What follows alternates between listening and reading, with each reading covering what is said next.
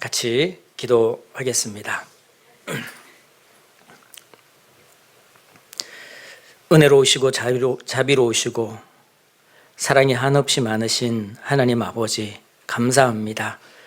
저희를 죄악 가운데 있을 때 먼저 기억해 주시고 저희를 사랑하심으로 이 낮고 천한 땅에 오셔서 우리의 죄를 대신 짊어지시고 십자가에 피 흘려 주심으로 우리의 모든 죄를 영원히 사하여 주신 그 크고 놀라운 은혜 참으로 감사합니다. 저희를 구원해 주실 뿐만 아니라 하나님의 자녀 삼아 주시며 주님의 몸된 교회 가운데 복음과 함께 할 수 있도록 은혜 베풀어 주신 것 참으로 감사합니다. 특별히 귀한 말씀 저희들에게 공급해 주시고 거룩한 교제로 세상과 구별되어 살아갈 수 있도록 은혜 베풀어 주신 것 참으로 감사합니다. 전 세계 여러 곳에, 전국 여러 곳에 복음이 증거되고 있습니다. 증거되는 곳곳마다 함께 해주시고 역사해 주셔서 오직 하나님의 영광만이 나타나며 말씀 앞에 나오는 모든 영혼들이 구원함을 얻을 수 있도록 도와주시고 인도하여 주시옵소서. 오늘 주일을 맞이하여 하나님의 말씀 앞에 두 손을 모았습니다. 이 자리에 참석하신 모든 분들의 형편과 사정을 아시며 그 마음과 생각을 감찰하시는 주님, 합당한 말씀으로 교훈해 주셔서 남은 생에 더욱 의미 있는 귀한 삶을 살아갈 수 있도록 도와주시고 인도하여 주시옵소서. 이 자리에 마땅히 함께하여야 하나 여러 가지 형편으로 함께하지 못한 우리 믿음의 식구들도 있습니다. 어느 곳에 있든지 어떠한 형편에 있든지 합당한 은혜로 채워주시고 인도하여 주시옵소서. 특별히 육신의 병환 중에 계신 우리 형제 자매님들 계십니다. 날마다 주님의 간절한 음성을 바라며 주님의 그 손길을 바라는 참으로 안타까운 그런 심령들 하나님께서 기억해 주시고 하나님의 은혜의 손길로 어루만져 주셔서 하루속히 건강을 회복하고 남은 생에 더욱 힘있게 살아갈 수 있도록 은혜를 베풀어 주시옵소서. 이 한 시간 허락하셨사오매 주님 뜻대로 인도하여 주시고 모든 이에게 은혜와 기쁨의 시간이 될 수 있도록 도와주시옵소서. 우리를 죄악 가운데서 구원하신 고마우신 우리 구주 예수님의 이름으로 감사하며 기도드리옵나이다. 아멘. 성경 말씀 잠언 23장 7절 말씀입니다.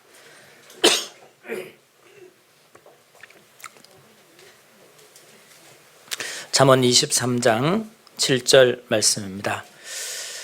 구약 성경 936쪽입니다.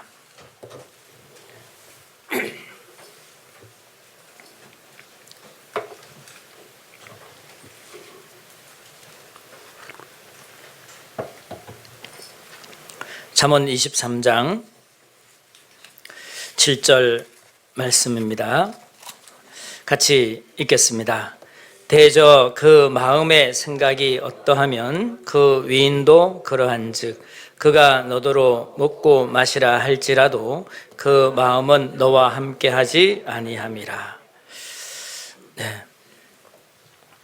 2024년 갑진년 새해가 이제 얼마 남지 않았습니다. 한 달 아직 채 남지 않았지요. 어떠셔요? 아쉬운가요? 예.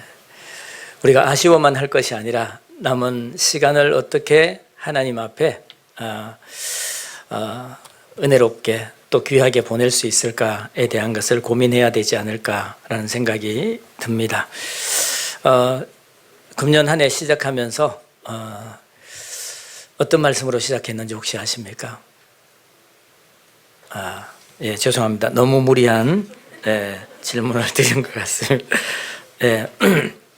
전도서 10장 2절 말씀, 마음을 오른편에 두라라는 말씀으로 시작했던 것 같습니다. 마음을 오른편에 두라. 우리의 마음은 참 중요하죠. 한 사람의 삶을 결정하는 것, 그리고 구원받은 그리스도인들의 신앙생활을 결정하는 딱 한 가지가 있다면 그 한 가지는 바로 그 사람의 마음입니다.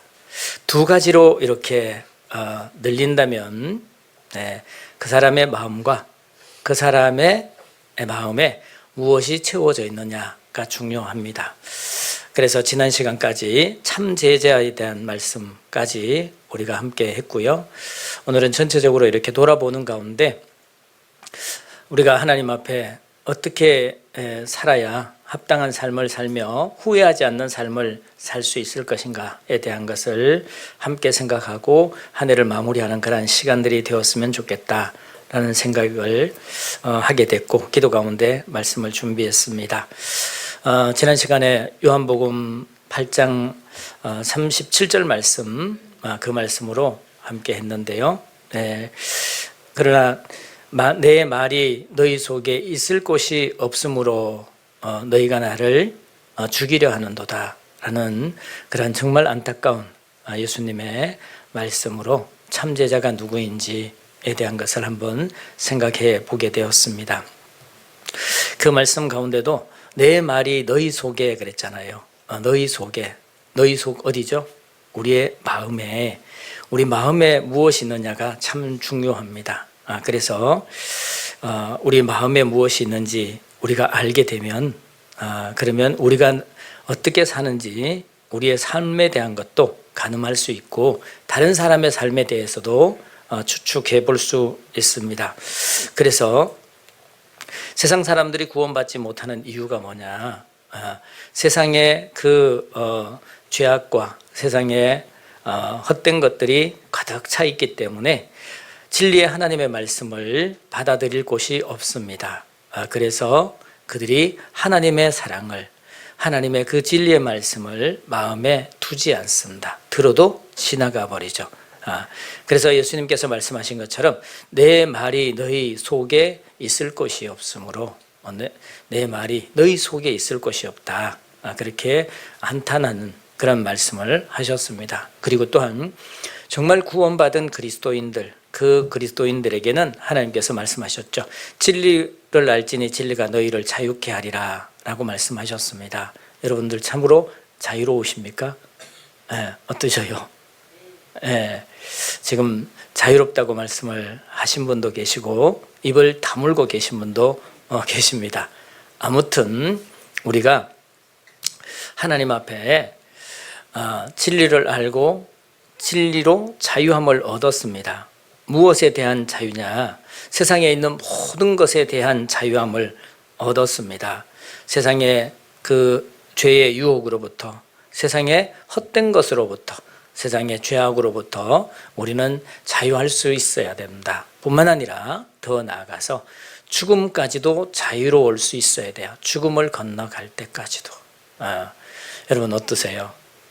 이 세상에 진리를 알지 못하는 사람들은 죽기를 무서워함으로 평생에 그 사망의 종이 되어서 살아간다라고 말씀을 하고 있습니다. 그런데 우리는 그 죽음까지도 이길 수 있는 그러한 진리를 알기 때문에 우리가 자유로울 수 있습니다. 이 세상뿐만 아니라 후의 세상까지, 죽음 이후의 세상까지도 자유로울 수 있는 겁니다. 여기 잡으시고요. 고린도 전서 15장 말씀을 좀 보겠습니다. 15장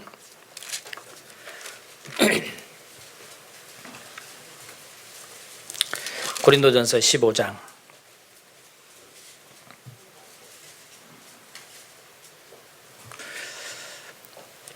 55절 말씀입니다.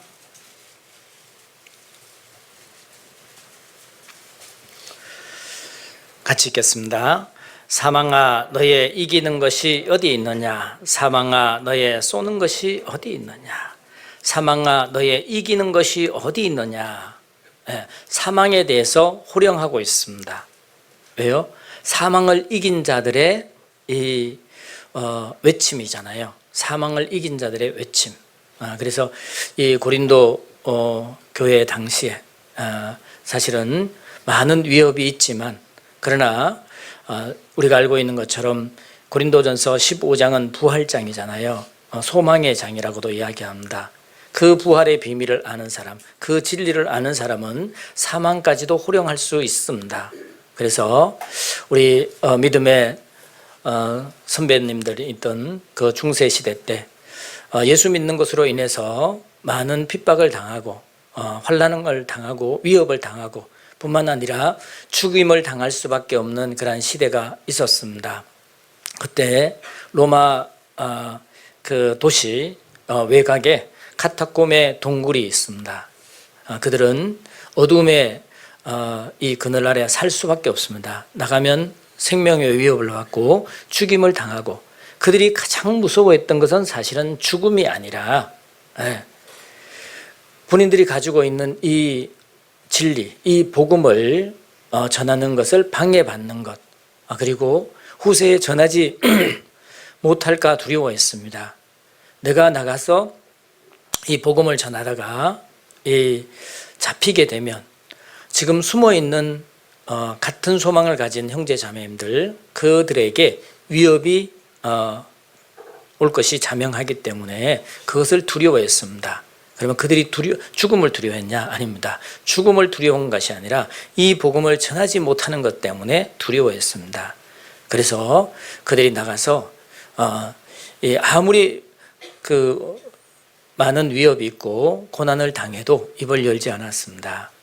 그 근거지를 이야기하지 않았죠. 거기에서 죽었습니다. 그러면 그 나머지 이 형제자매님들이 어떻게든지 그 죽음을 찾아내어서 이끌고 옵니다. 어디까지요? 그 카타콤의 동굴까지. 그 카타콤의 동굴에 들어와서, 그래서 거기에서 이 장례를 치릅니다. 장례를 치르고 그 묘비에다가 이 말씀을 기록해 놨습니다.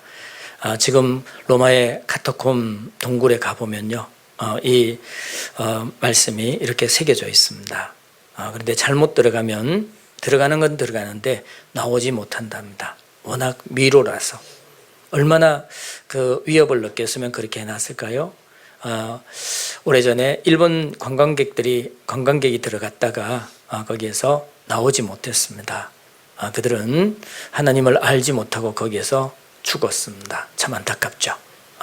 그런데 그 카타콤의 순교자들 그 묘비에 이 말씀이 적혀 있습니다. 사망아 너의 이기는 것이 어디 있느냐? 사망아 너의 쏘는 것이 어디 있느냐? 사망을 호령할 수 있는, 죽음을 호령할 수 있는 사람들이 바로 그리스도인입니다. 그 죽음까지도 우리가 호령하고 그 죽음에서도 자유로울 수 있는 사람들, 그 사람들이 바로 다름 아닌 그리스도인이라는 거죠. 그것은 정말 놀라운 겁니다. 그래서 이 세상에 그 어떤 위협과 그 고난이 위협을 해도 막지 못했던 것이 바로 복음이지 않습니까? 그래서 우리 손에 오기까지 정말 하나님께서 우리에게 이 복음을 주셨습니다.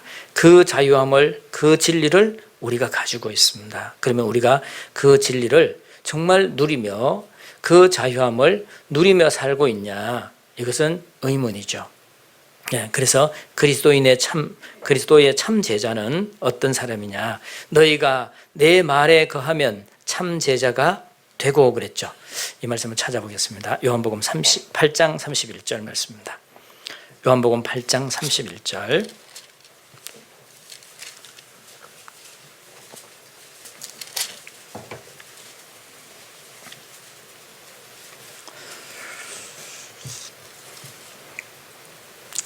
같이 읽겠습니다. 그러므로 예수께서 자기를 믿는 유대인들에게 이르시되 너희가 내 말을 거하면 참 제자가 되고 너희가 내 말에 거하면 참 제자가 되고, 참 제자라는 이 말씀 이면에는 정말 안타깝게도 거짓된 제자도 있다는 사실이죠. 이것을 우리가 좀 생각할 수 있어야 됩니다. 그런데 참 제자는 어떤 제자가 참 제자냐? 너희가 내 말에 거하면, 내 말에 거하면 이라는 말씀이 어떤 말씀이냐? 그 주님의 말씀이 우리 마음에 거하면, 우리 마음에 살고 있으면, 갈라디아서 2장 20절 말씀이죠. 바로 우리가 주님 말씀 안에 거하고 있으면 이런 의미가 있습니다. 그리고 뿐만 아니라 하나님께서 기뻐하시는 그 열매를 맺는 것도 우리가 하나님의 말씀 속에 거할 때, 그래서 요한복음 15장 7절에도 말씀하시기를 너희가 내 안에 거하고 내 말이 너희 안에 거하면 무엇이든지 원하는 대로 구하라. 그래야 하면 이루리라. 그리고는 이어서 말씀하시기를 많은 열매를 맺으면 너희 아버지께 영광을 돌리게 한다고 말씀하셨습니다. 그래서 우리의 신앙생활에 있어서 정말 중요한 것은 마음이다. 우리의 마음에 어떤 마음을 가지고 있느냐가 참 중요하다. 그래서 무릇 지킬 만한 것보다 더욱 내 마음을 지키라. 이 세상에 지켜야 될 게 많이 있잖아요. 그런데 정말 우리가 힘써서 지켜야 되는 것은 마음이라는 거예요. 누구 마음요? 너희 마음이 아니고 내 마음이죠. 내 마음. 내 마음부터 지켜야죠. 다른 사람이 아니라 내 마음부터 지켜야 돼요. 왜요? 네. 생명의 근원이 이에서 남이니라. 우리가 우리의 마음을 지키지 못하면 우리의 생명, 자기 자신의 생명까지도 해할 수 있습니다. 그래서 우리가 정말 중요한 것은 우리의 마음을 지켜야 된다라고 말씀을 하십니다. 그런데 중요한 것은 우리의 마음을 지켜야 되는데 여러분들의 마음을 아세요? 여러분 마음이 어떠세요? 저는 제 마음은 알다가도 모르겠더라고요. 알다가도 몰라요. 그래서 그 세상에서도 내 마음 나도 몰라 이런 영화 제목도 있고요. 그 노래도 내 마음 나도 몰라. 왜 그런지 나도 몰라. 알 수 없는 내 마음. 떠나버린 그 사람 잊지 못해 괴로워한다고. 이거 물론 이제 남녀 간의 사랑인데 나 미워서 떠나라 그랬는데 보내놓고 나니까 자꾸 괴로워요. 자기 마음을 자기도 모르겠다고. 우리가 이 마음에 대해서 좀 더 깊이 생각하고 알면 참 좋겠다. 특별히 우리 그리스도인들은 그래요. 우리의 삶이 정말 귀한 삶이잖아요. 우리는 우리의 유익만이 아니라 많은 사람들의 유익을, 아니 더 나아가서는 많은 사람들의 생명을 건질 수 있는 귀한 복음을 가지고 있습니다. 영생의 말씀을 가지고 있습니다. 이 말씀으로 그들을 살리느냐, 그들을 죽음 가운데로 방치하느냐, 멸망 가운데로 방치하느냐는 우리의 마음, 어떤 마음을 품고 사느냐가 참 중요합니다. 그래서 하나님 앞에 시편의 기자는 이런 기도를 하고 있습니다. 시편 139편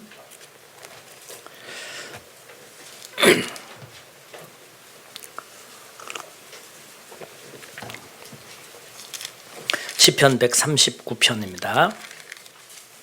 23절 말씀입니다.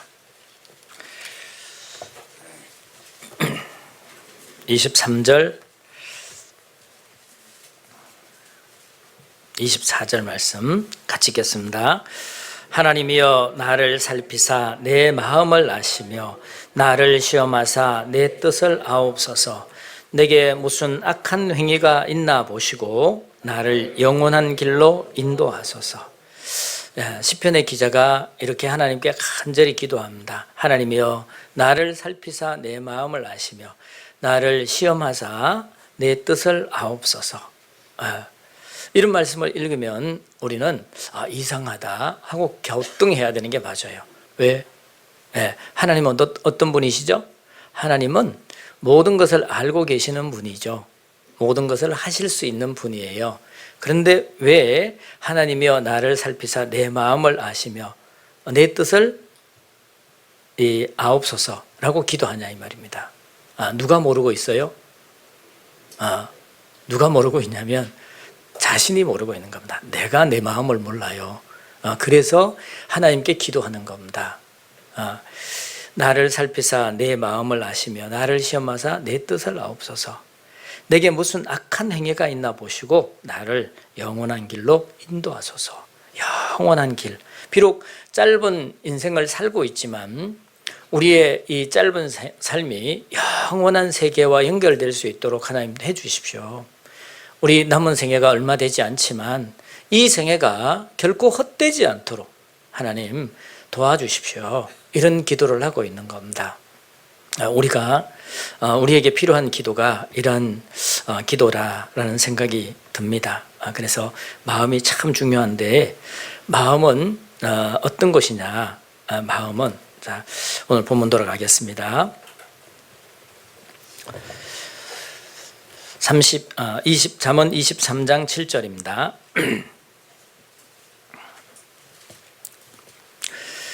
같이 읽겠습니다. 대저 그 마음의 생각이 어떠하면 그 위인도 그러한즉. 됐습니다. 네. 자, 오늘 말씀은 이 말씀이 원래는 우리 대인관계 속에서 그 사람의 마음을 알고 그 악한 자의 그 꾀게나 시험에 빠지지 말라, 이런 말씀으로 이렇게 연결되어 있어요, 사실은. 그런데 이 말씀을 우리 자신에게 적용을 한번 해보자는 겁니다. 대저 그 마음의 생각이 어떠하면 그 위인도 그러한즉.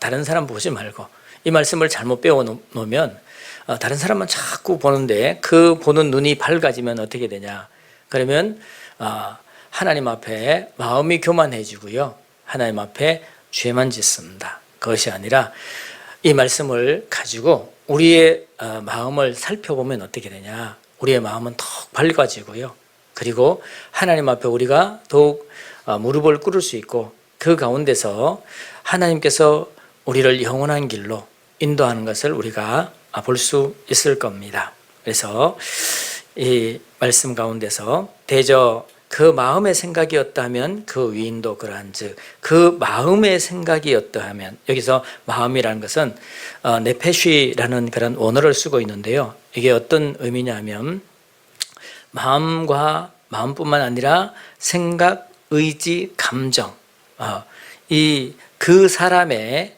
전 인격이 자리 잡고 있는 곳, 이것이 마음이라고 이야기합니다. 그러면 여러분, 마음은 어디에 있어요? 마음이 어디 있어요? 머리에 있어요? 가슴에 있어요?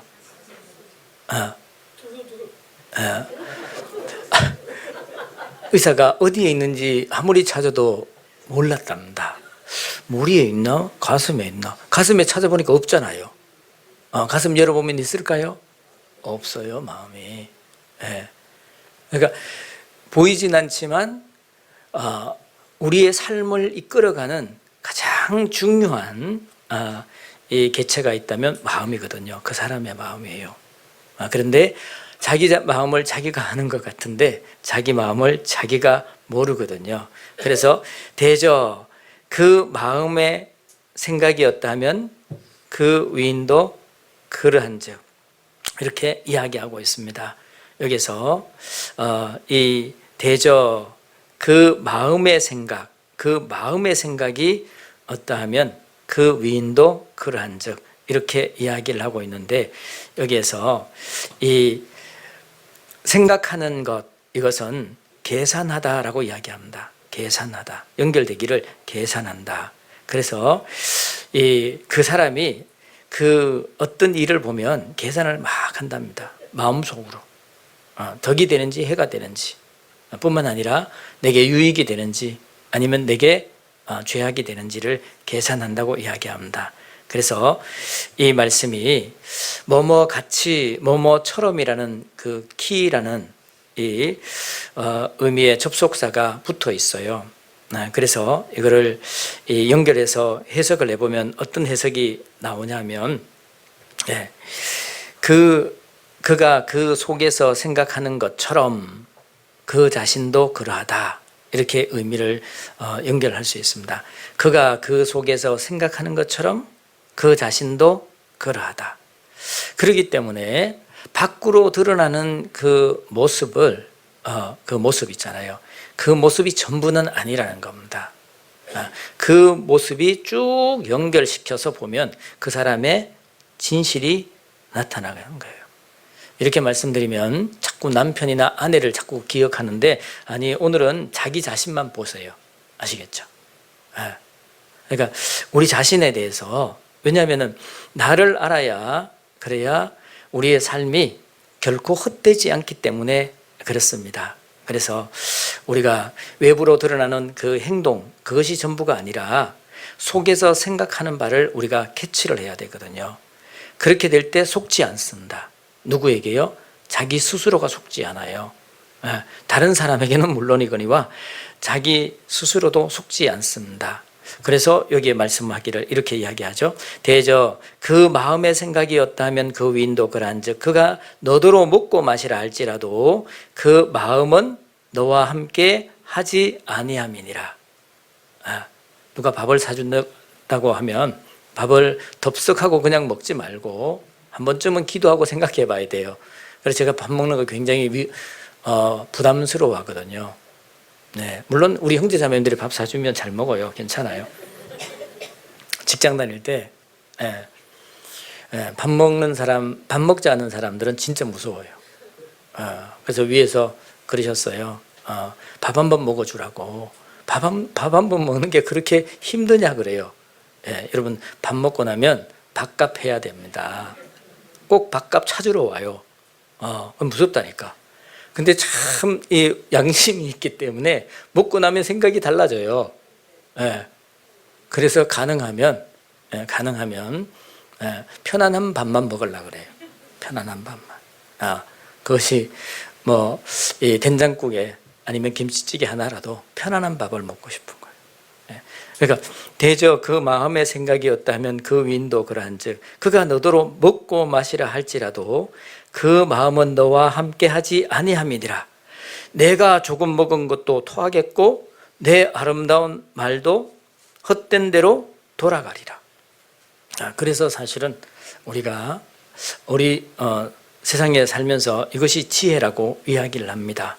그래서 우리가 우리의 그 사람의 마음을 아는 것, 오늘은 그 사람의 마음보다가 내 마음을 아는 것, 이것은 참 중요하다고 말씀을 드렸습니다. 우리가 그 밖으로 드러나는 것이 전부가 아니라 그 사람이 어떤 의도를 가지고 그렇게 하는지를 알아야 됩니다. 뿐만 아니라 우리 자신도 그래요. 우리 자신도 하나님 앞에서 우리 자신을 가만히 이렇게 들여다보면요, 때로는 나도 놀랄 때가 있습니다.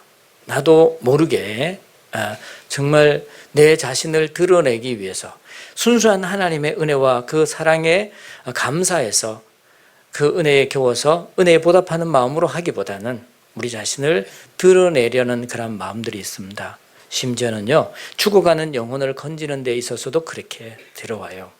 이것이 우리의 마음입니다. 그래서 갈라디아서 6장에 말씀하시죠. 너희는 스스로 속이지 말라. 하나님은 만놀이 여김을 받지 아니하시나니 사람이 무엇으로 심든지 그대로 거두리라. 스스로 속일 수 있습니다. 가장 위험한 것이 스스로 속는 거예요. 스스로 속는 것. 이것이 가장 위험해요. 다른 사람에게 속으면 조금 속아요. 근데 스스로 속으면 어떻게 되냐? 자기의 인생 전부를 속을 수 있어요. 스스로 속이지 말라. 하나님은 만놀이 여김을 받지 아니하시나니. 우리가 당장 드러나지 않습니다. 하나님께서는 우리의 마음을 끝까지 지켜보셔요. 그리고 끝까지 선한 그 길을 가기를 원하셔요. 그 길로 가기를 원하셔요. 그래서 금년도에 시작할 때 마음을 오른편에 두라. 오른편은 하나님의 편입니다. 의로운 편이죠. 그곳에 두라. 우리가 어떤 일을 만나든지 우리의 마음을 오른편에 두도록 우리가 노력을 해야 됩니다. 그러지 않으면 어느새 왼편에 가 있어요, 마음이. 하나님의 그 선한 편, 그 의로운 편으로 우리가 둬야 됩니다. 그래서 우리의 마음의 생각은 곧 그 사람이라는 사실이죠. 근데 그 사람이 행하는 행동 가지고는 판단하기 어렵습니다. 그래서 우리가 자세히 관찰하지 않으면 안 된다는 거죠. 이 마리아와 유다 이제 만나는 장면이 나옵니다. 어디에서요? 예수님의 그 십자가의 죽음을 앞두고 그 마리아가 예수님의 그 죽음을 위해서 귀한 그 향유 옥합을 가지고 와서 거기에서 예수님의 머리에서 깨버리죠. 그때 유다가 보고 깜짝 놀랍니다. 뭐라고 이야기하냐면 마태복음 26장을 보죠. 26장 7절입니다. 마태복음 26장 7절.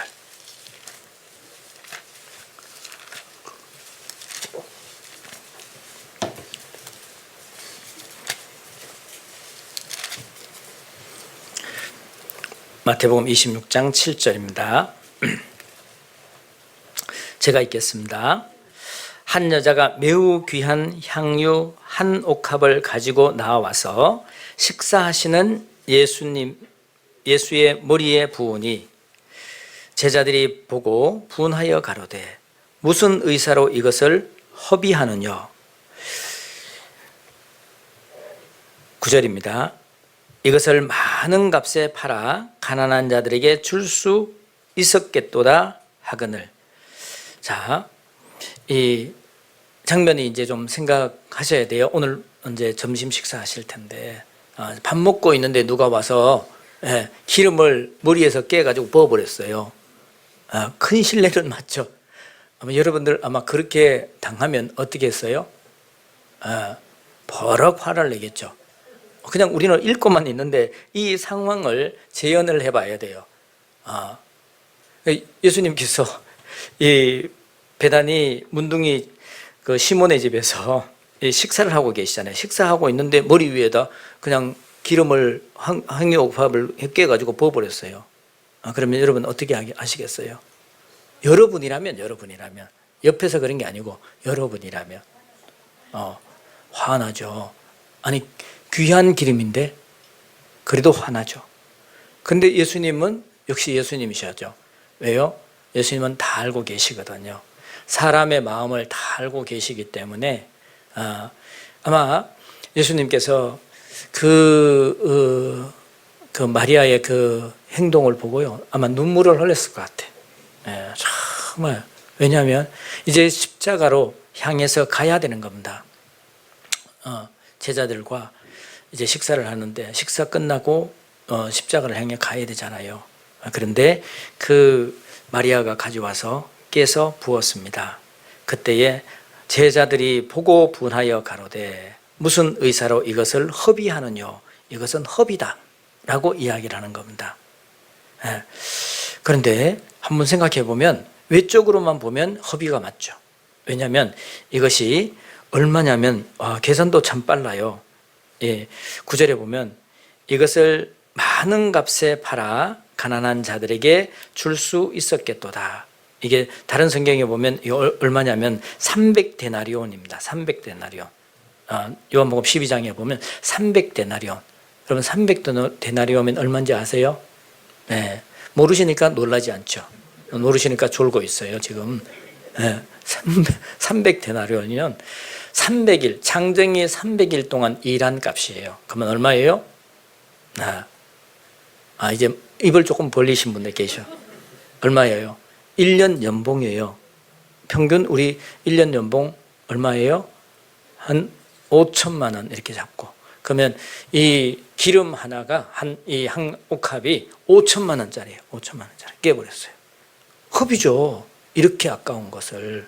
그러죠. 그래서 제자들이 뭐라고 이야기하냐면 무슨 의사로 이것을 허비하느냐. 이것을 허비했다고 이야기합니다. 그런데 예수님께서는 뭐라고 말씀하시냐면 10절 같이 읽겠습니다. 예수께서 아시고 저희에게 이르시되 너희가 어찌하여 이 여자를 괴롭게 하느냐. 저가 내게 좋은 일을 하였느니라. 우리가 모르면 허비라고 생각해요. 그리고 괴롭혀요. 왜냐하면 단순히 눈에 보이는 그 육신적인 계산, 세상적인 계산으로 이 괴롭힙니다. 그래서 예수님께서는 너희가 어찌하여 이 여자를 괴롭히느냐 그랬죠. 괴롭힌 거예요. 그 마리아가 이 기름이 가치가 있다는 사실을 알죠. 가치 있다는 거 정말 귀하다는 거 압니다. 귀하기 때문에 예수님에게 부은 거예요. 그런데 그들은 허비했다고 이야기합니다. 그들의 제자들의 말도 맞아요. 왜냐하면 300대는 5천만 원을 그냥 한 번에 쏟아부었으니까 이것을 팔아서 정말 요즘에 춥고 배고픈 어려운 이웃들에게 도와주면 얼마나 좋겠냐. 물론 정말 이 좋은 뜻이죠. 그런데 예수님은 알고 계셨거든요. 그 마리아를 알고 또 그 이야기를 하고 있는 이 제자들의 마음도 알고 있습니다. 그 중에 대표적인 유다였던 사람 누구죠? 바로 가룟 유다. 가룟 유다가 이렇게 이야기한 것은 다른 뜻이 있어요. 왜요? 그는 늘 계산하고 있었거든. 예수님 따라다니면서 늘 계산하고 있었어요. 돈주머니 차고 다니면서 늘 계산하고 있었습니다. 이 사실에 대해서, 이 유다의 그 숨은 마음에 대해서 요한복음에서 이렇게 밝혀놓고 있습니다. 요한복음 12장입니다.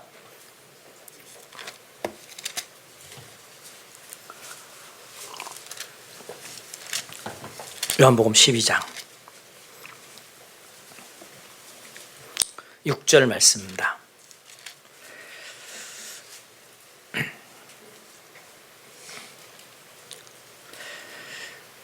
같이 읽겠습니다.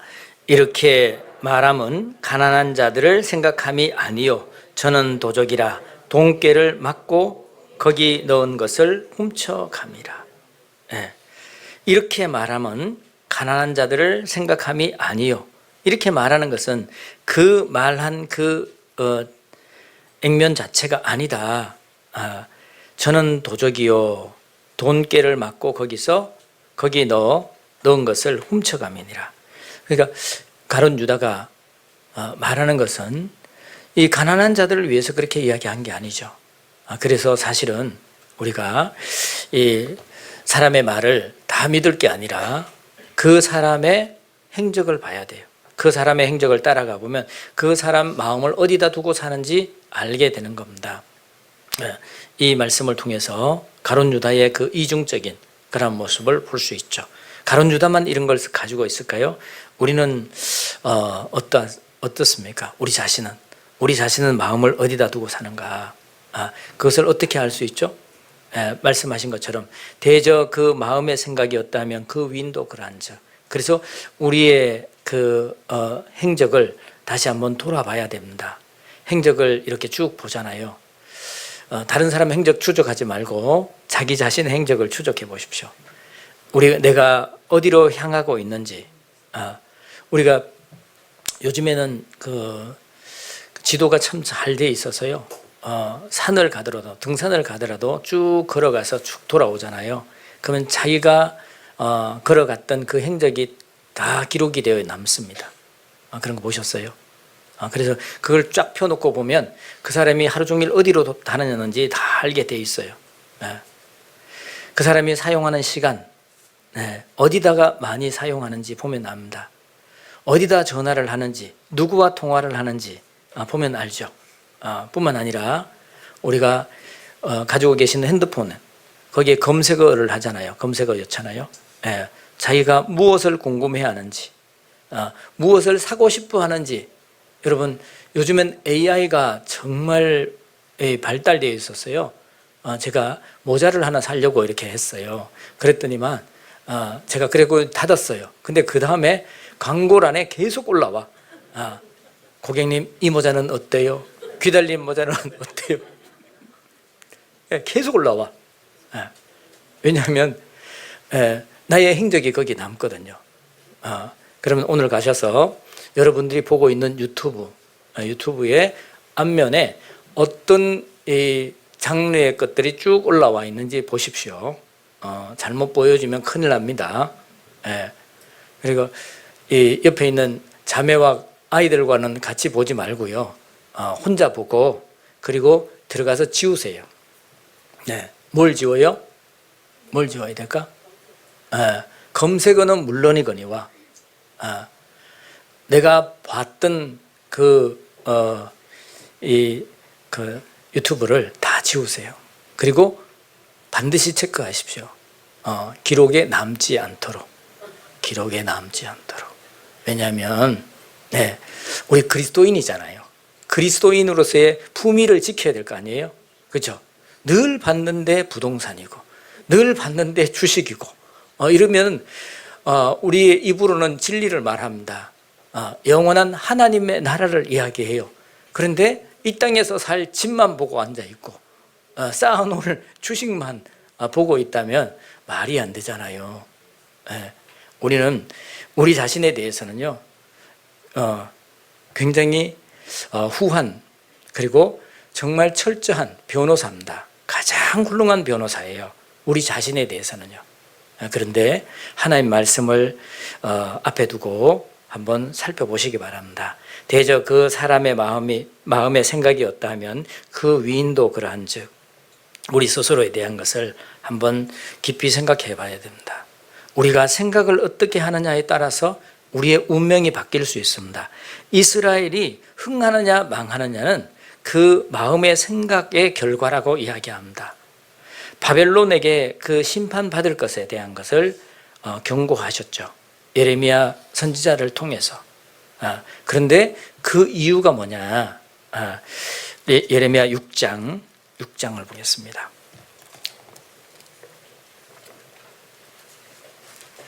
예레미야 6장 19절 말씀입니다.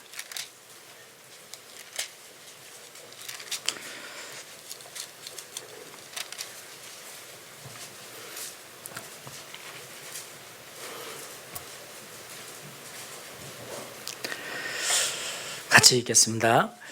땅이여 들으라. 내가 이 백성에게 재앙을 내리니 이것이 그들의 생각의 결과라. 그들이 내 말을 듣지 아니하며 내 법을 버리웠음이니라. 여기에 뭐라고 이야기하냐면 그들에게 이 백성에게 재앙을 내리리니 이 백성에게 재앙을 내린다고 이야기합니다. 그런데 왜 재앙을 내리냐? 여기서 말씀하신 것처럼 이 그들의 행동의 결과니라 이렇게 말씀하지 않았죠. 그들의 생각의 결과니라. 그들이 지금 현재 생각하고 있는 그 생각, 지금까지 품고 있는 그 생각을 도저히 두고 볼 수 없어서 재앙을 내린다고 이야기합니다. 그럼에도 불구하고 그들이 깨닫지 못합니다. 제가 유튜브 검색어 지우라 그랬죠. 찔리는 사람 많으실 겁니다. 그런데 그냥 귓전으로 듣고 흘려버리잖아요. 이스라엘도 똑같았어요. 귓전으로 듣고 흘려버렸거든요. 그러니까 하나님 뭐라고 말씀하셔요? 이렇게 이야기하죠. 땅이여 들으라. 땅이여 들으라 이야기합니다. 왜요? 땅이여 들으라. 이 말씀은 땅이여 들으라. 하늘이여 들으라. 왜 이 말씀을 하실까요? 하나님의 백성, 하나님의 그 성민인, 그 하나님의 백성들이 하나님 아버지의 말씀에 귀를 기울이지 않습니다. 그래서 얼마나 답답하면 땅이여 들으라. 그래서 우리가 옛날 어머님들이 그랬잖아요. 너무 억울한 일을 당하고 말 못할 그런 억울한 일을 당하면 하늘이나 알까 땅이나 알까 그러잖아요. 그죠? 그런 심정. 땅이여 들으라. 내가 이 백성에게 재앙을 내리니 이것이 그들의 생각의 결과니라. 생각의 결과라고. 그러면서 뭐라고 말씀하시죠? 그들이 내 말을 듣지 아니하며 내 법을 버리웠음이니라. 그들이 내 말을 듣지 아니하며. 유튜브 지우라니까요. 지우셔야 돼요. 아시겠죠? 유튜브 기록되는 거 지워놓으세요. 우리가 세상에 많은 유혹에 노출되어 삽니다. 그것도요. 예전에는 그런 숨어서 지을 수 있는 그런 죄가 그렇게 많지 않았어요. 다 드러나니까. 근데 지금은 어때요? 지금은 숨어서 혼자 방 안에서 아무도 모르는 그 시간에 우리가 죄를 지을 수 있어요. 너무나 그 많은 죄를. 그 결과가 어떻게 나타나죠? 이스라엘은 결국은 나라가 멸망당하죠. 그것도 비참하게 멸망당하죠. 여러분 아시잖아요. 바벨론을 끌려갈 때 어떻게 끌려갔습니까? 비참한 모습으로 끌려갔잖아요. 70년 동안 그들은 철저하게 종살이 했습니다. 여기 말씀하신 것처럼 땅이여 들으라. 내가 이 백성에게 재앙을 내리니 이것이 그들의 생각의 결과라. 그들이 내 말을 듣지 아니하면 내 법을 버리웠음이니라. 생각의 결과라는 겁니다. 우리가 마음에 가지고 있는 이 생각, 우리의 마음이 정말 중요하다 그랬죠? 그런데 그 마음의 생각을 우리가 어떻게 다스려야 될까? 작을 때 버려야 됩니다. 작을 때 버려야 됩니다. 그래서 사람의 행동은 생각에서 시작되기 때문에 그렇습니다. 그러므로 어떤 생각이든지 그 생각을 반복해서 계속 하잖아요. 그러면 마음에 탁 이렇게 자리를 잡아버립니다. 마음에 자리 잡으면 그 마음의 바탕이 되어서 그 행동을 옮기게 되고 그 행동이 계속 반복되면 습관이 되겠죠. 습관이 되면 그 사람의 인격이 거기에 묻어나게 되어 있습니다. 그래서 우리가 이 마음에 대해서 처음에 생각으로 올라올 때 그때부터 버려야 돼요. 그래서 마음을 항상 오른편에 두라. 오른편에, 의로운 편에, 하나님 편에. 내가 이런 생각을 가지고 있다는 사실을 하나님 알고 계시잖아요. 여호와여 내 마음의 생각이었다며 그 마음이 어떤 마음을 품고 있는지 나로 깨닫게 해 주십시오. 그리고 나를 영원한 길로 인도해 주십시오. 시편 139편에 기자가 기도하는 것처럼 우리가 오른편에 두고 한번 생각을 해보자는 겁니다. 그런데 우리의 마음에요, 그 마귀가 계속 엄습하잖아요. 창세기 3장에 보면은 그 에덴 동산에서 마귀가 최초의 아담과 하와에게 이렇게 딱 다가오잖아요. 그리고는 그들에게 정말 아마 굉장히 인자하게 부드럽게 그렇게 속삭였을 거예요. 그것도 이 하와에게 속삭였으니까 저음으로 이렇게 들어갔을 거예요. 먹어봐 하고 했을 겁니다. 그러자 넘어갔죠. 결국에는 여자를 통해서 남자를 넘어뜨렸어요. 그로 인해서 죄가 들어오게 되고 죄의 유혹이 끊임없이 우리에게 오잖아요. 그래서 우리는 하나님 앞에 우리가 가지고 있는 이 마음, 이 속에 있는 죄에 대해서 유혹받기 쉬운 이 마음을 어떻게 해야 되냐? 어떻게 해야 되냐면 창세기 4장을 보죠. 창세기 4장 7절 말씀입니다.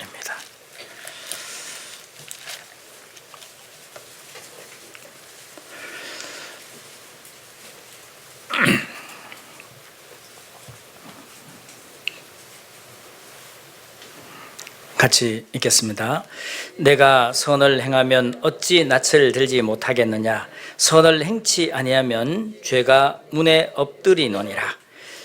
죄를 소원은 내게 있으나 너는 죄를 다스릴지니라. 알고 계신 것처럼 이 가인이 아울을 쳐 죽이고 그리고 하나님 앞에 섰잖아요. 근데 안색이 변했습니다. 그때 여기 하나님께서 뭐라고 이야기하냐면 이렇게 이야기하죠. 내가 선을 행하면 어찌 낯을 들지 못하겠느냐? 선을 행치 아니하면, 선을 행치 아니하면 죄가 문에 엎드리느니라. 죄가 문에 엎드리느니라. 이 말씀이 어떤 표현이냐면 맹수가 말입니다. 맹수가 그 우리에 갇혀가지고 있다가 문을 열면 탁 튀어나올 것처럼 딱 웅크리고 있는 이 모습이 여기에 있는 죄가 문에 엎드리느니라 이런 표현이에요. 죄가 어떻게 해? 죄가 우리 마음에 탁 숨어 있다가 문만 열면은 귀야만 되면은 팍 튀어나오려고 하는. 자, 한번 보셔요. 여기 보셔요.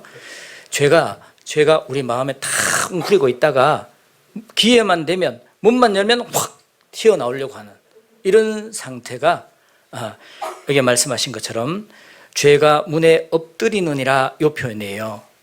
그러면 이것을 막기 위해서는 어떻게 해야 되냐? 철창문을 닫아야 되겠죠. 무엇으로요? 여기에 보면 이 선을 행치 아니하면 그랬죠. 선을 행치 아니하면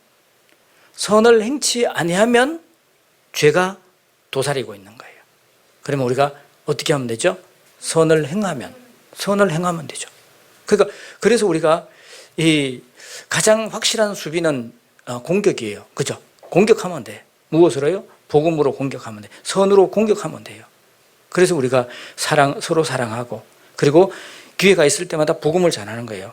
복음을 전하는 순간만큼은 우리가 죄의 유혹을 덜 받아요. 여러분 전도 집회 한번 이렇게 교회에서 많이 하죠. 제가 우리 종로교회 형제자매들에게 늘 미안해요. 왜냐하면 김 목사 오고부터는 전도 집회를 많이 해서 힘들잖아요. 솔직히 제가 모르는 거 아니에요. 알아요. 그렇지만 우리가 그렇게 함으로 인해서 우리가 죄의 유혹으로부터 우리가 벗어날 수 있고요. 그리고 그렇게 함으로 말미암아 우리의 삶이 헛되지 않아요. 그래서 여기에 말씀하신 것처럼 우리가 죄에 대해서는, 우리 마음에 있는 죄에 대해서는요, 선을 행치 아니하면 죄가 문에 엎드리느니라. 그다음 같이 읽겠습니다. 죄의 소원은 내게 있으나 너는 죄를 다스릴지니라. 다시 한번 읽겠습니다. 죄의 소원은 내게 있으나 너는 죄를 다스릴지니라. 죄의 소원이라 그랬죠. 죄의 소원, 그래서 나나주에 보면은 뭐라고 되어 있죠? 죄의 사모함이에요. 죄의 사모함. 우리 모두에게는요, 그 죄의 사모함이 있어요. 나는 아닌데 장담하실 수 있는 분 아무도 없습니다. 그 종류와 유형이 다를 뿐이지 누구나 죄에 대해서는 약합니다. 그 죄의 소원은 내게 있으나 너는 죄를 다스릴지니라. 죄의 소원이 있기 때문에, 죄의 사모함이 있기 때문에, 그래서 우리가 이 죄 가운데 가는 건 걸음이 빨라요. 굉장히 빨라요. 그러죠? 저기 강원도에 가면은 그 카지노가 있거든요.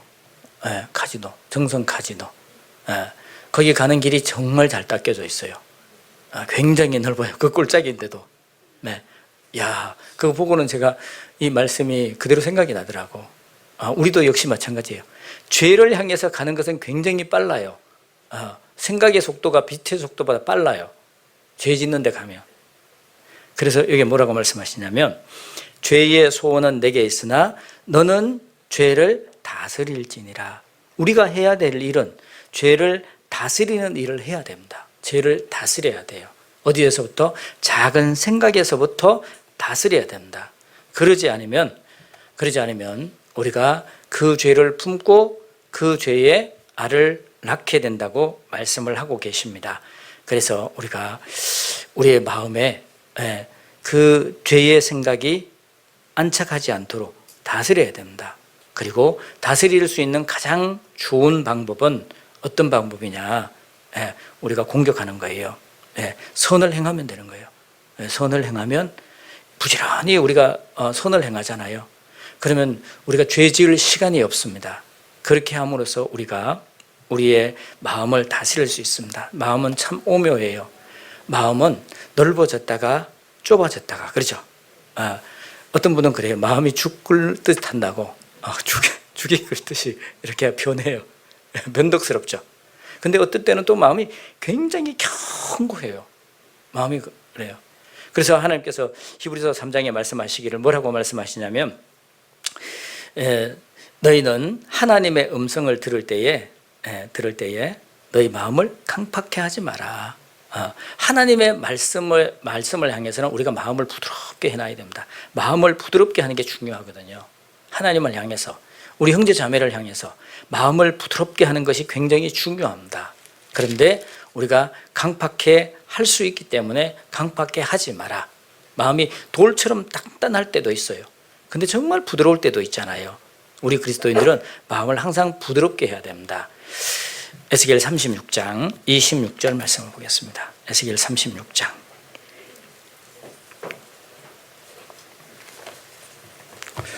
에스겔 36장은 이스라엘 민족의 회복, 그 중에서도 이 땅의 회복에 대해서 이야기를 하잖아요.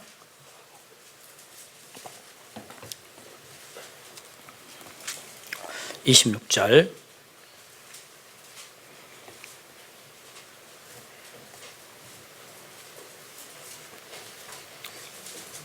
자, 그 녹과 같은 그 하늘이 거치고요, 거기가 우로가 내리고, 그리고 그 땅이 회복되고, 거기에 열국 백성들이 이제 모여들잖아요. 그러면 우리에게 뭐라고 이야기하냐면 이렇게 이야기합니다. 에스겔 36장 26절입니다.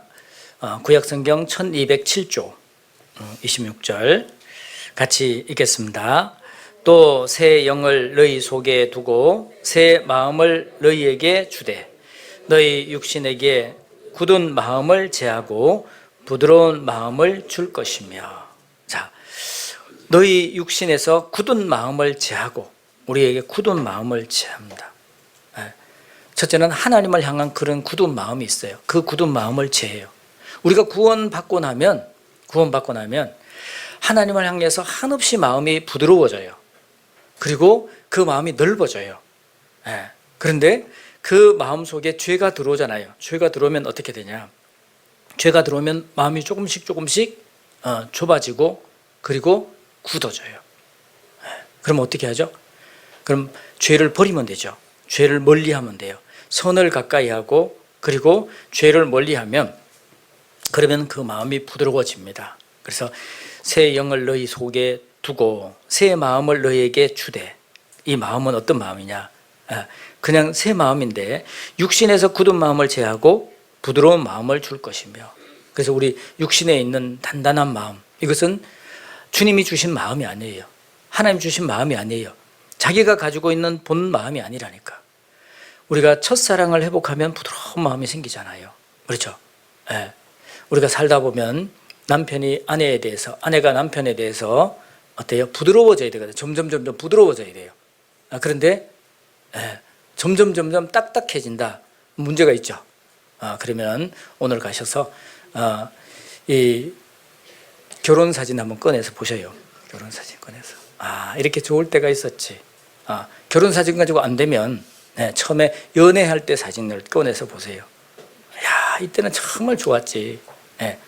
그리고 좀 돌이키세요. 그 마음을 걷어내세요. 첫사랑을 회복하면 마음이 부드러워지잖아요. 아무리 우리가 나이가 들었다 하더라도 그 소녀 시절로 돌아가면 그러면 마음이 부드러워지거든요. 하나님께서 그 말씀을 하시는 거예요. 한번 생각해 보셔요. 이스라엘 민족에게 주셨던 하나님께서 주셨던 그 약속의 땅은 젖과 꿀이 흐르는 땅이었습니다. 그죠? 그런데 그들이 죄를 더하자 그 땅은 황무지가 되었고 딱딱한 그런 녹과 같은 땅이 되었습니다. 그들이 하나님께 죄를 버리고 하나님 앞에 간구하자 이제 조금씩 열리기 시작했고 드디어 거기에 이 꽃이 피고 열매가 맺히는 땅이 되었습니다. 경작할 수 있는 땅이 되었습니다. 거기에 불러드릴 때 하나님께서 그 주인공, 그 땅의 주인공으로 불러드린 하나님의 백성들, 이 새 마음을 주는 겁니다. 그 마음은 육신의 굳은 마음을 제하고 부드러운 마음을 줄 것이라고 말씀하셨죠. 우리도 역시 마찬가지예요. 하나님 향해서 그 부드러운 마음을 가지고 있을 때 그때 하나님께서 우리를 더 귀하게 사용하실 수 있습니다. 그러면 우리가 그런 부드러운 마음을 갖기 위해서는 어떻게 해야 되냐? 우리의 마음의 생각이 정말 중요하죠. 생각이 중요해요. 자, 로마서 8장을 보겠습니다.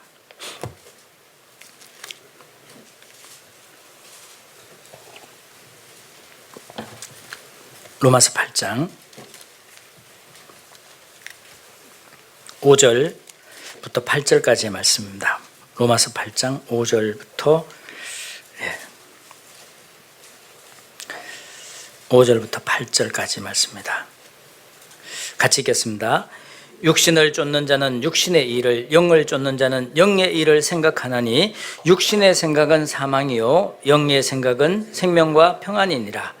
육신의 생각은 하나님과 원수가 되나니 이는 하나님의 법에 굴복치 아니할 뿐 아니라 할 수도 없음이니라. 육신에 있는 자들은 하나님을 기쁘시게 할 수 없느니라. 금년 한 해 우리 성도 목표가 하나님을 기쁘시게 하는 교회죠. 육신의 일, 육신의 생각, 육신의 것을 추구하는 삶으로는 하나님을 기쁘시게 할 수 없다라고 이야기합니다. 그러면 우리가 하나님의 일을, 그래서 여기 보면 육신을 쫓는 자는 육신의 일을, 영을 쫓는 자는 영의 일을 생각하나니, 여기 육신의 생각은 사망이요 영의 생각은 생명과 평안이니라. 육신의 생각은 하나님과 원수되나니, 육신의 생각, 여기서 생각이 계속해서 반복되죠. 몇 번 나옵니까? 몇 번 나와요? 몇 번 나와요? 4번 나왔습니다. 4번. 4번 나왔습니다. 이 생각이 얼마나 중요한지에 대한 것을 우리에게 말씀해 주고 있습니다. 우리가 어떤 생각을 갖고 있냐, 이게 굉장히 중요합니다. 우리가 생각을 안 할 수는 없죠. 우리도 똑같이 이 세상, 죄악된 세상, 이 타락된 이 세상을 보고 살아갑니다. 그런데 이 세상을 볼 때 어떻게 봐야 되냐? 어떻게 봐야 되냐면요, 하나님이 주신 그 신령한 안경을 쓰고 봐야 돼요. 그렇게 보면 어떻게 되냐? 그렇게 보면 다 선하게 보여요. 다 아름답게 보여요. 그렇게 볼 때 우리가 하나님의 사람으로서 합당하게 살아갈 수 있고 하나님의 일에 마음을 두고 소원을 두고 살아갈 수 있습니다.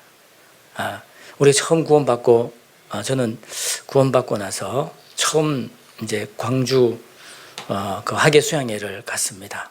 수양회 가서 이제 열심히 경비도 쓰고 봉사하는 데 하고 하라고 처음 갔으니까 하라는 대로 했습니다. 하고 이제 그때 우리 전임 목사님이셨던 김영훈 목사님이 요고 음악 선생님이었잖아요. 그래서 거기에 무엇을 가지러 갈 것이 있다고 경비 쓰는 사람 중에서 젊은 사람 중에서 빠릿빠릿한 사람 중에서 데려가겠다고 그래서 차출돼서 갔어요. 갔는데 광주를 시내를 나갔는데 광주 농고에 학예 수양회장에 있다가 시내를 나갔는데 세상이 다른 세상이에요. 완전히 다른 세상으로 보이는 거예요. 정말 감사가 됐습니다. 왜냐하면 왜 그럴까? 그 학예 수양회 안에서는 온통 생각이 하나님, 말씀, 영혼, 찬양 이런 생각으로만 꽉 차 있었잖아요. 그런 생각을 가지고 세상을 바라보니까 다 아름다운 거예요. 그러니까 우리가 어떤 생각을 가지고 세상을 바라보냐, 우리가 세상에 눈 감고 살 수는 없잖아요.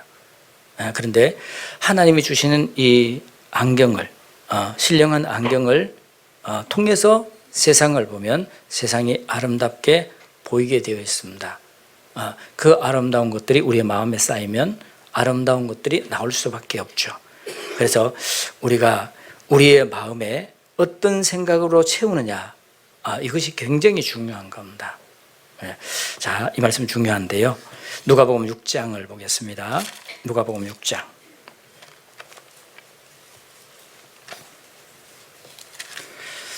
누가복음 6장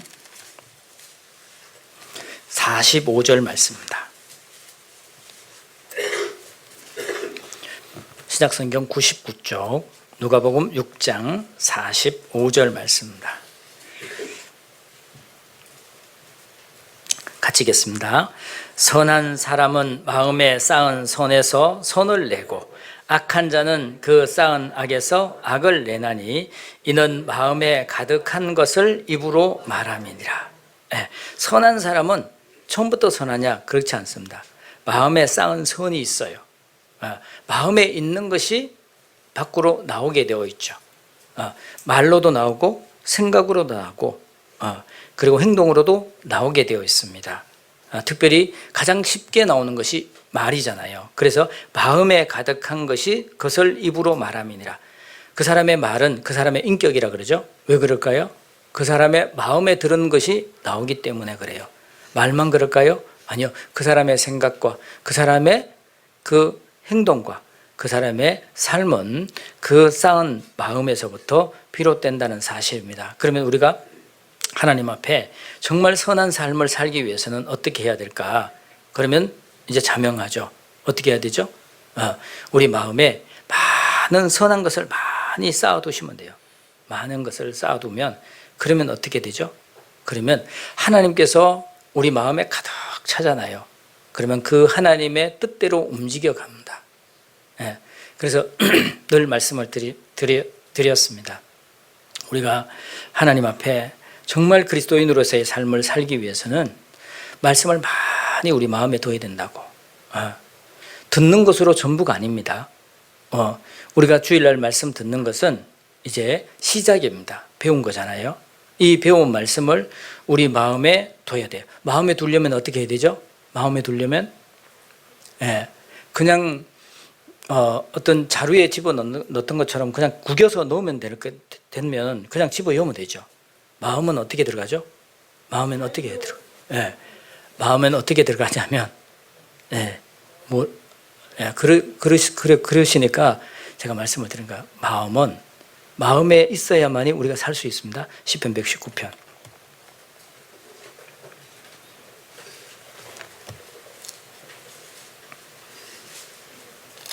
시편 119편 9절.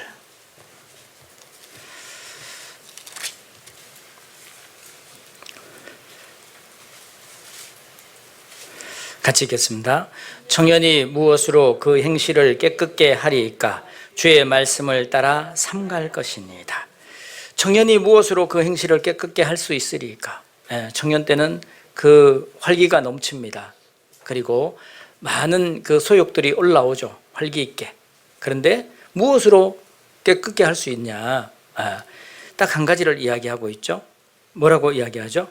주의 말씀을 따라 삼가할 것이니다. 주의 말씀을 따라, 주의 말씀을, 하나님의 말씀을 두고 그 말씀을 따라서 살아가는 거예요. 조심스럽게, 주의 깊게 살아가는 겁니다. 그 삶을 살아갈 때 그때 우리가 죄로부터 우리가 깨끗해질 수 있습니다. 그러기 위해서는 어떻게 해야 되냐? 11절 말씀 같이 읽겠습니다. 내가 주께 범죄치 아니하리하여 주의 말씀을 내 마음에 두었나이다. 주의 말씀을 내 마음에 두었나이다. 어디에 뒀다고요? 마음에 뒀어요. 성경에만 두면 자기 게 아닙니다.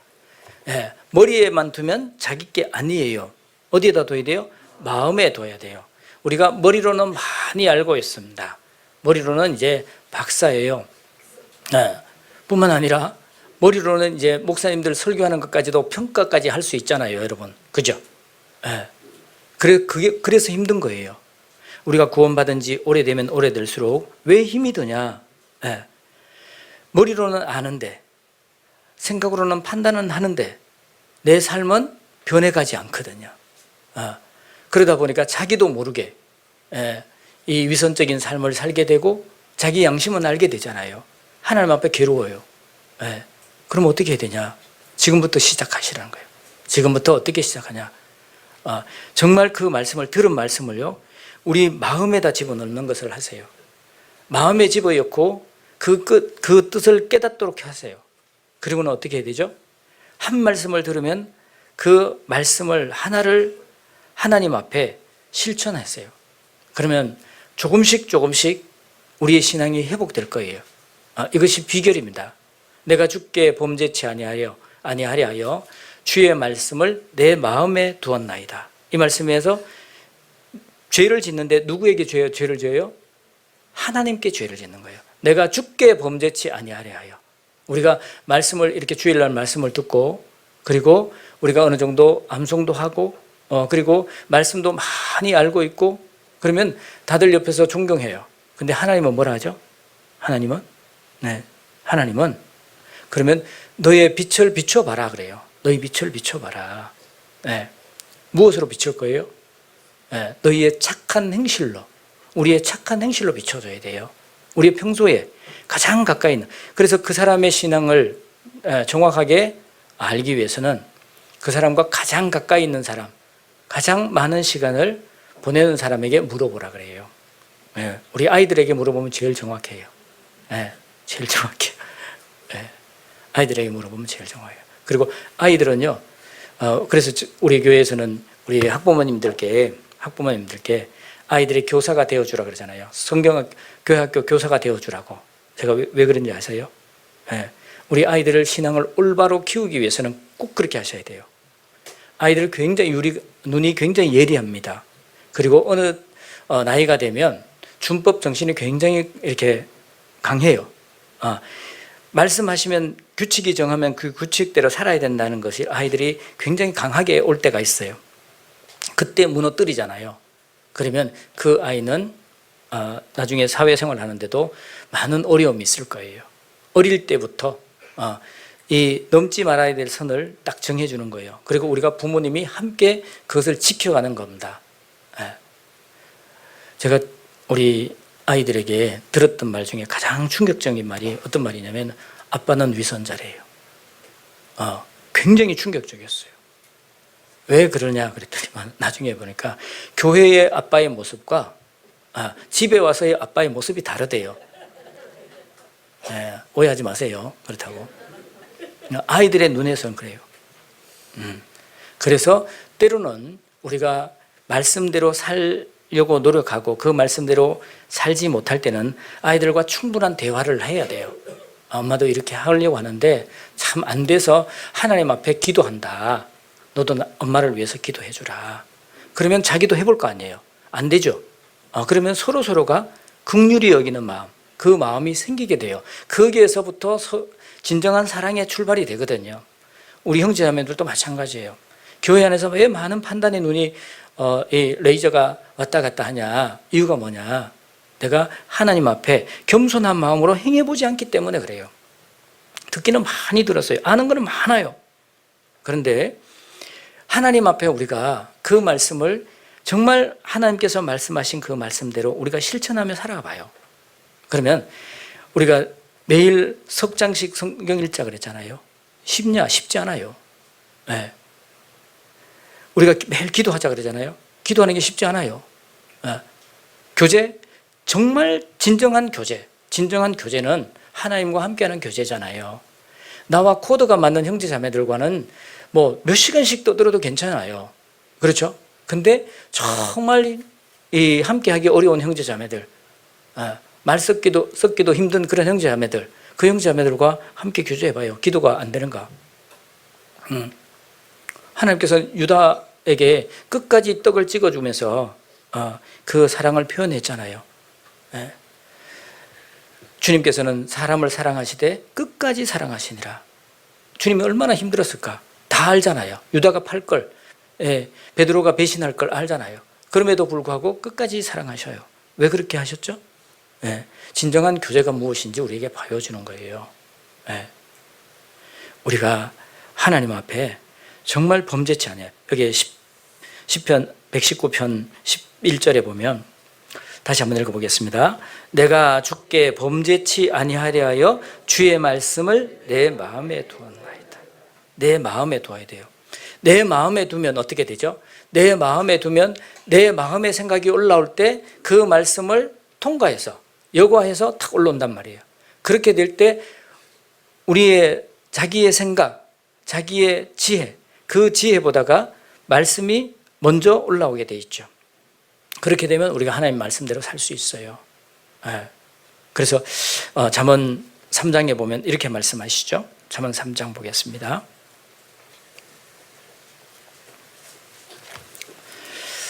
잠언 3장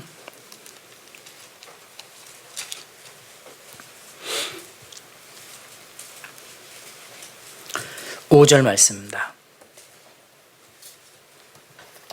잠언 3장 5절 말씀 같이 읽겠습니다.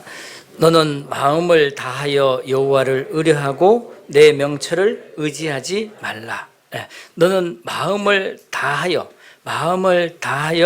여호와를 의뢰하고 내 명철을 의지하지 말라. 내 우둔함을, 내 미련함을, 내 무지함을 의지하지 말라 하지 않으셨죠. 내 명철함을, 너의 명철함을 의지하지 마라. 우리가 정말 마음을 다하지 않으면 자기 생각대로, 자기 경험대로, 자기 지혜대로 그렇게 생활합니다. 그래서 지난번에 말씀을 드렸죠. 가셔서 A4지에 내놓고 내가 알 수 있는 말씀, 생각나는 말씀을 써보라 그랬죠. 그래서 써보시고 종이가 부족하거든 말씀하시라 그랬죠. 제가 드린다고. 우리 신앙생활에 미치는 그거예요. 그 말씀으로 우리가 신앙생활하고 있는 겁니다. 다른 사람 보여주지 말고 스스로 한번 써보세요. 그러면 우리 신앙의 판단하는 데 많은 도움이 될 겁니다. 그렇게 되면 어떻게 되냐? 그 말씀이 우리 마음에 막 쌓이잖아요. 그러면 그 말씀이 나를 이끌어가는 거예요. 그래서 사도 바울께서도 말씀하셨잖아요. 그리스도의 사랑이 우리를 강권하시는도다. 우리가 생각한데 한 사람이 모든 사람을 대신하여 죽었은즉 모든 사람이 죽은 것이다. 자기가 자기의 생각과 자기의 그 이상이 있지만 그러나 하나님의 사랑이 우리를 강권한다. 하나님의 말씀이 우리 마음에 꽉 들어있으면 어떻게 돼요? 그러면 그 말씀대로 살 수밖에 없어요. 그래서 지난번에 욥기서에 말씀하신 것처럼 그 말씀이 내 속에 많이 있어서 그것이 새 가죽 부대 안에 들어가 있는 그 포도주와 같다. 포도주를 가죽 부대에 넣어놓으면 어떻게 돼요? 발효가 되면서 팍 부풀어 일어나죠.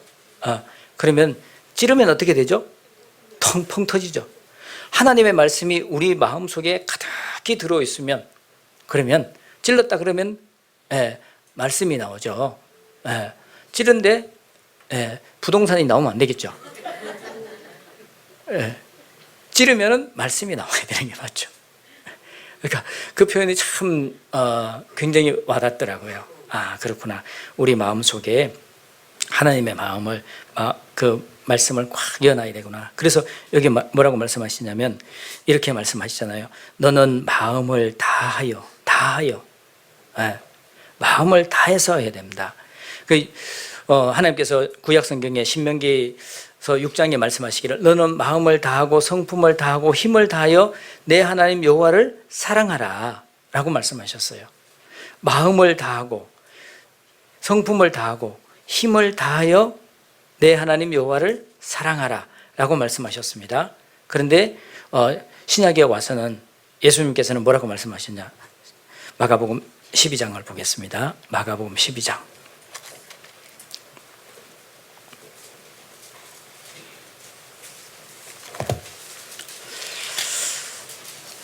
마가복음 12장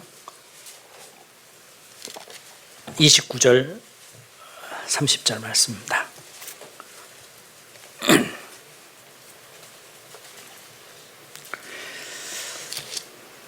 제가 먼저 읽겠습니다. 예수께서 대답하시되 첫째는 이것이니 이스라엘아 들으라. 주 곧 우리 하나님은 유일하신 주시니라. 30절 말씀 같이 읽겠습니다. 내 마음을 다하고 목숨을 다하고 뜻을 다하고 힘을 다하여 주 너의 하나님을 사랑하라 하신지라. 자, 그 구약 신명기서에는 뭐라고 말씀하시냐면 마음을 다하고 너는 마음을 다하고 성품을 다하고 힘을 다하여 내 하나님 여호와를 사랑하라 이렇게 말씀하셨어요. 예수님은요. 예수님은 내 마음을 다하고 목숨을 다하고 뜻을 다하고 힘을 다하여 주 너의 하나님을 사랑하라 하신 것이요. 무슨 차이가 있죠? 무슨 차이가 있습니까? 잘 모르겠죠. 그래서 선생님이 앞에 계신 거예요. 무슨 차이가 있죠? 여기 보면 신명기에서는 마음, 성품, 힘이에요. 마음, 성품, 힘. 그 다음에 예수님께서 말씀하시기는요, 무엇이 더 들어갔냐면 목숨이 더 들어갔습니다. 목숨이. 마음, 성품, 힘 플러스 목숨이 들어갔어요. 왜 목숨이 들어갔을까요? 왜? 그렇죠. 예수님께서 대신 죽어주셨기 때문에 너희도 나를 사랑하라. 어디까지? 목숨을 다하여 사랑하라. 예수님이 우리를 대신해서 죽어주셨기 때문에 목숨을 넣었습니다. 여기에서 우리가 하나 기억해야 될 것이 있어요. 무엇을 기억해야 되냐면 예수님께서 우리에게 사랑하라고 명령하시면서 내 마음을 다하고 목숨을 다하고 뜻을 다하고 힘을 다하여 주 너의 하나님을 사랑하라. 우리에게 있어서 가장 중요한 것은 뭐예요? 목숨이에요. 그런데 주님은 그 목숨보다 더 중요하게 생각한 게 뭐였어요?